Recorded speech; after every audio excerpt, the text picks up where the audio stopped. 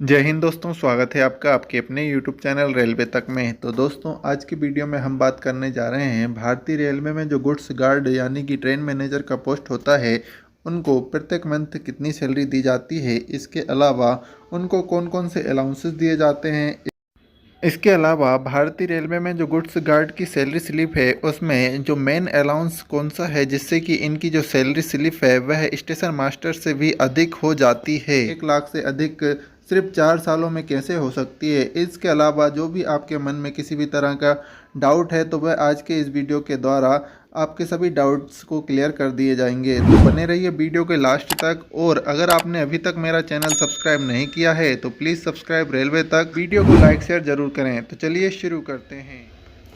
जैसे कि आप सभी यहाँ पर ये देख सकते हैं, सीनियर गुड्स गार्ड की ये पे स्लिप है, जिसमें कि यहाँ पर south western railway Mysore division की ये दिसंबर 2023 की पे स्लिप है, जिसमें कि कैंडिडेट की यहाँ पर पर्सनल डिटेल्स दी गई है। जिसमें कि आप यहाँ पर देखेंगे, यहाँ पर कैंडिडेट का नाम दिया गया है, डेसिग्नेशन जो कि सीनियर ट्रेन मैनेजर गुड्स हैं। इसके अलावा डिपार्टमेंट की बात की जाए तो ये ऑपरेटिंग डिपार्टमेंट, और यहाँ पर इनका स्टेशन शो किया गया है, बिल यूनिट और आधार संख्या यहाँ पर शो की जाती है। इसके अलावा यहाँ पर DOB यानी कि डेट ऑफ बर्थ, इसके अलावा कार्यग्रहण तिथि यानी कि इन्होंने भारतीय रेलवे को 2019 में ज्वाइन किया था, यानी कि अभी वर्तमान में इनको लगभग 4 साल कंप्लीट हो चुके हैं। और ये लेवल 5 में ज्वाइन किए थे और प्रमोशन हो जाने के बाद ये लेवल 6 में आ गए हैं, यानी कि लगभग 3.5 से 4 साल में इनको प्रमोशन मिल गया है। जिससे कि इनका जो बेसिक पे स्टार्टिंग में लेवल 5 में ये ज्वाइन किए थे तब उनका बेसिक पे 29,200 था, और प्रमोशन हो जाने के बाद यही बेसिक पे 35,400 रुपये हो जाता है।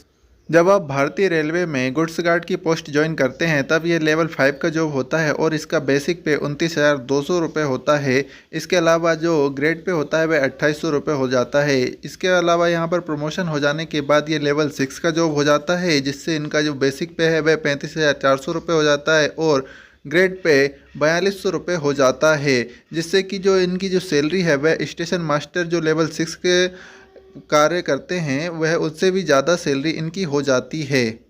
यहाँ पर इंक्रीमेंट तिथि यानी कि इंक्रीमेंट डेट 1/7/2024 यानी कि इस जनवरी में इनको इंक्रीमेंट भी लग जाएगा, जिससे कि इनका जो सैलरी बेसिक पे है वह अभी 35,400 है और इंक्रीमेंट लग जाने के बाद 36,500 रुपये हो जाएगी, जो कि लगभग 1,100 रुपये का इनका एक इंक्रीमेंट होता है। इसके अलावा यहाँ पर बैंक से रिलेटेड सभी जानकारी यहाँ पर शो की जाती है। इसके अलावा यहाँ पर आप देखेंगे 1/12/2023 के अनुसार इन्होंने 31 डेज ड्यूटी की है, जिससे कि इनको 1,01,68 रुपये यहाँ पर प्राप्त हुए हैं। इसके अलावा यहाँ पर लीव से रिलेटेड भी जानकारी यहाँ पर दी जाती है, जैसे कि यहाँ पर इनका जो LAP बैलेंस है वह 30 है और LHAP यहाँ पर 68 बैलेंस है। LAP प्रत्येक वर्ष 30 दी जाती है और LHAP यहाँ पर प्रत्येक वर्ष 15 दी जाती है। इसके अलावा CL यानी कि कैजुअल लीव 10 दी जाती है। इसके अलावा यहाँ पर जो इनका सैलरी में से रिकवरीज हुई है जो कि 21,401 रुपये है, यहाँ पर रिकवरीज की डिटेल्स दी गई है। इसके बारे में भी हम विस्तार से चर्चा करेंगे। रिकवरीज हो जाने के बाद इनके जो नेट पेमेंट इनके अकाउंट में आई है वह 78,767 रुपीज़ है। तो चलिए अब विस्तार से जानते हैं इनकी सैलरी के अलाउंसेस के बारे में। जैसे कि यहाँ पर आप देख सकते हैं, इनका जो बेसिक पे है वह 35,400 रुपये है। जैसे कि आप सभी को पता ही है कि गुड्स गार्ड जब ज्वाइन करते हैं स्टार्टिंग में वह लेवल 5 के अंतर्गत आते हैं और उनका बेसिक पे 29,200 रुपये होता है। इनका प्रमोशन हो चुका है और ये अब लेवल 6 में आ चुके हैं। इनका ग्रेड पे 2,800 से अब 4,200 रुपये हो चुका है, जिससे कि इनका जो बेसिक पे है वह भी चेंज हो गया है। अब डियरनेंस अलाउंस की बात की जाए यानी कि महंगाई भत्ता की, तो यहाँ पर 21,169 रुपये इनको महंगाई भत्ता यानी कि डियरनेंस अलाउंस मिला है, जो कि बेसिक पे का जो कि इनका 35,400 रुपये बेसिक पे है, इसका 46% वर्तमान में दिया जा रहा है। इसके अलावा जनवरी से इनको लगभग 4 से 5% DA परसेंट हाइक होगा, जिससे कि इनका जो नेक्स्ट मंथ से इनको DA 50 या 51% के हिसाब से दिया जाएगा। यहाँ पर DA इनको 46% बेसिक पे का दिया जाता है। इसके अलावा 30% प्लस में करके दिया जाता है, जिससे कि इनका जो डीए है वह 21,169 रुपये हो जाता है। इसके अलावा यहाँ पर हाउस रेंट अलाउंस की बात की जाए तो इनको यहाँ पर हाउस रेंट अलाउंस 4,142 रुपीज़ प्राप्त हुए हैं। इसके अलावा ट्रांसपोर्ट अलाउंस इनको 2,628 रुपये। किलोमीटर अलाउंसेस की बात की जाए तो यहाँ पर किलोमीटर अलाउंस भारतीय रेलवे में जो गुड्स गार्ड हैं उनकी सैलरी का जो मेन अलाउंस होता है वह किलोमीटर अलाउंस होता है। जैसे कि आप यहाँ पर देख सकते हैं कि इनको एक मंथ का जो किलोमीटर अलाउंस मिला है वह 31,825 रुपये है। इतनी ही भारतीय रेलवे में जो ग्रुप डी के स्टाफ होते हैं उनकी सैलरी होती है। किलोमीटर अलाउंस की बात की जाए तो यहाँ पर जो किलोमीटर अलाउंसेस है ये लगभग 5 रुपये प्रति किलोमीटर के हिसाब से इनको दिया जाता है। यानी कि जब आप गुड्स गार्ड होते हैं तब आपका जो किलोमीटर अलाउंसेस होता है वह 4 रुपये 70 होता है और प्रमोशन हो जाने के बाद ये लगभग 5 रुपये प्रति किलोमीटर हो जाता है, जिससे कि इन्हों को जो किलोमीटर अलाउंस मिला है वह 31,825 रुपये मिला है। इसके अलावा यहाँ पर सेल अलाउंस, जिससे कि ये सिग्नल एक्सचेंज करने के लिए बैटरी का यूज़ करते हैं, जिससे कि ग्रीन लाइट और रेड लाइट के द्वारा ये सिग्नल एक्सचेंज करते हैं पॉइंट्स मैन और स्टेशन मास्टर से। इसके लिए इनको यहाँ पर 158 रुपीज़ सेल अलाउंस दिए जाते हैं। अब यहाँ पर आप देखेंगे लीव अलाउंस भी यहाँ पर इनको दिया गया है जो कि 2,124 रुपये है। अब आप सोचेंगे भारतीय रेलवे में गुड्स गार्ड को लीव लेने पर भी सैलरी में अलाउंस सेट होता है जो कि 2,124 रुपये।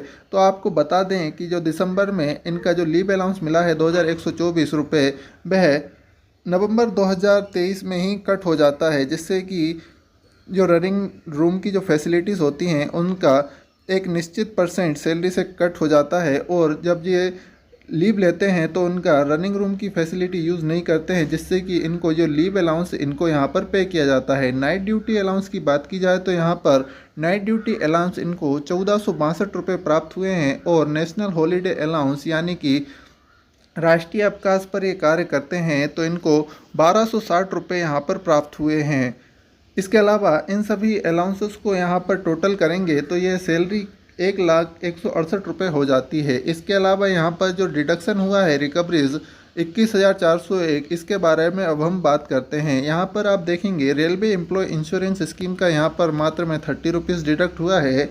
और न्यू पेंशन स्कीम यानी कि एनपीएस का यहाँ पर 6,719 रुपये डिडक्ट हुआ है। इसके अलावा जो सबसे ज़्यादा डिडक्शन हुआ है वह इनकम टैक्स के द्वारा हुआ है, जिसमें कि यहाँ पर 13,202 रुपये इनको इनकम टैक्स के डिडक्ट कर लिए गए हैं, जो कि काफ़ी बड़ी राशि होती है। इसके अलावा यहाँ पर प्रोफेशन टैक्स कर्नाटका का यहाँ पर 200 रुपये और सोशल सिक्योरिटी स्कीम का यहाँ पर 100 रुपीज़ कट किया गया है। इसके अलावा ये भारतीय रेलवे की जो कोऑपरेटिव बैंक है उनके मेंबर है तो यहाँ पर उनका भी यहाँ पर डिडक्शन किया गया है। इन सभी को टोटल करने पर ये 21,401 रुपये का इनका डिडक्शन हुआ है, जिसके बाद इनकी जो नेट पेमेंट है इनके अकाउंट में 78,767 रुपीज़ क्रेडिट कर दी गई है।